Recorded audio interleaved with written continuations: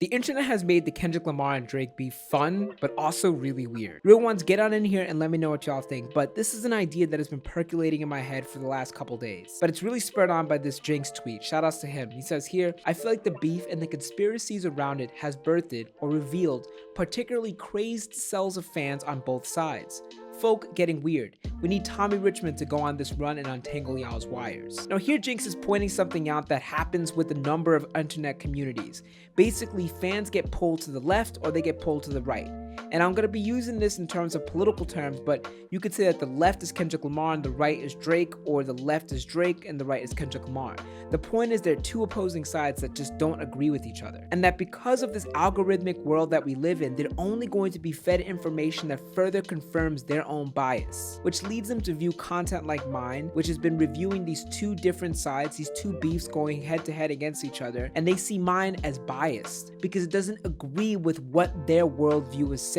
Because on their side of the internet, they're seeing one thing, and on the other side of the internet, they're seeing a whole other different thing. Real ones, let me know what y'all think, but I really don't think that Nas versus Jay-Z, or Biggie versus Tupac, or LL Cool J versus Cannabis really ever comes close to this. And I think by virtue of hip-hop being the largest genre of music right now, it's bigger than it was in 2001, it's bigger than it was in 94, 95, and 96. So therefore, it has to be the biggest. And I know there are gonna be Drake fans in here that are gonna sit here and say, you know what, Drake didn't lose the beef. The beef could still be going on.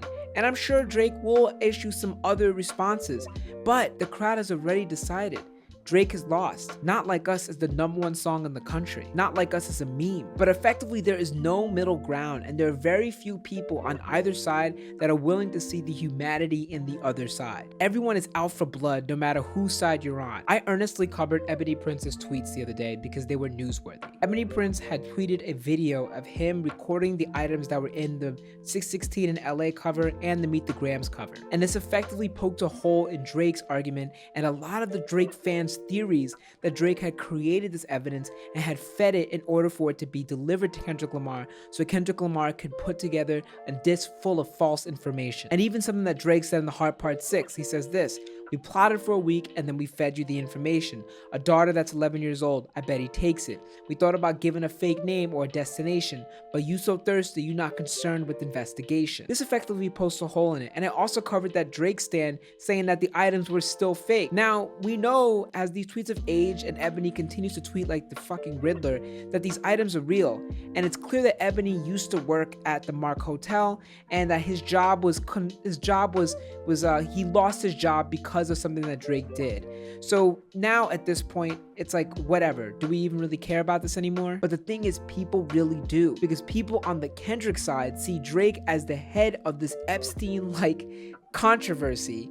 And there are some people that think Drake killed XXXTentacion. So these two conspiracy theories are coming together in a nice conspiracy theory soup, and they're effectively trying to take Drake down. And on the other side, this Ebony Prince guy isn't even real, and these items are still not real, and it's just further driving people away from each other. And just the way that people are going in on this on Twitter, it's just clear that people aren't seeing other sides with any humanity at all. And that's just the way the internet has devolved nowadays. And old heads in the chat, please let me know.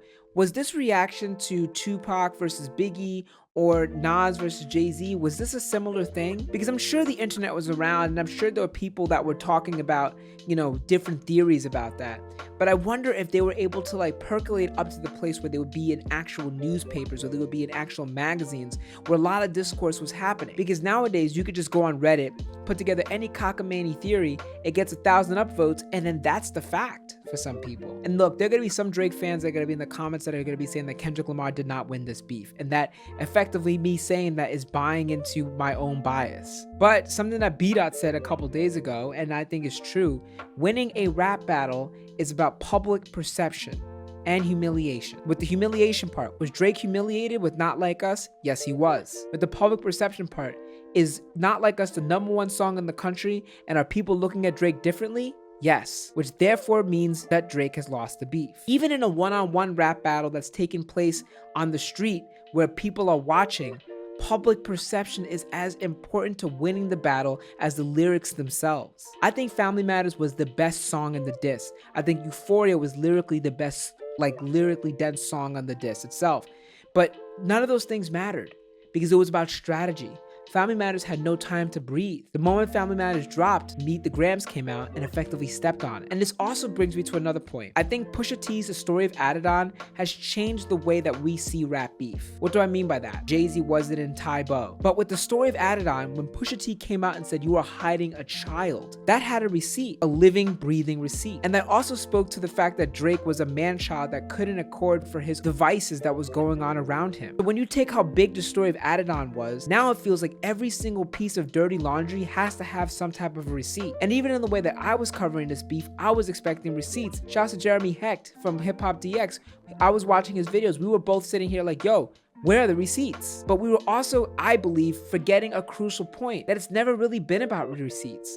It's always been about exaggeration, believable lies. And with Kendrick coming out saying that Drake had an 11-year-old child, that was a believable lie. With Kendrick calling Drake a pedophile, that's a believable lie. With Drake saying that Kendrick abused his wife, another believable lie. But the point is, Kendrick's believable lies hit harder than Drake's. Kendrick's exaggerations hit harder with the public perception than Drake's. And a diss track that's also a hit club song is gonna stick harder than a diss track that isn't. And finally, I think one of the roughest parts about this feud has been all of the damn conspiracy theories. There are people that think Drake killed XXXTentacion and that Kendrick Lamar is going to be the one to reveal it. And there are also folks that think Drake is the head of some Epstein-like controversy, and Ebony Prince 2024's tweets effectively fed into that narrative. But this has me agreeing with DJ Academics, who currently has his own issues to deal with, but DJ Academics was going on a rant the other day saying that it's weird that Ebony Prince would be teasing as if he has this information about Drake doing inappropriate stuff with minors and hasn't reported it to the FBI, and is instead using this moment as a way to get clout. And I kind of agree with that, because if you know someone is doing something this heinous, you have a moral obligation to report them. You don't do it for the money, you do it for the lives that that person is affecting. All in all, I'm probably gonna do a longer video which kind of goes through the whole beef from start to finish.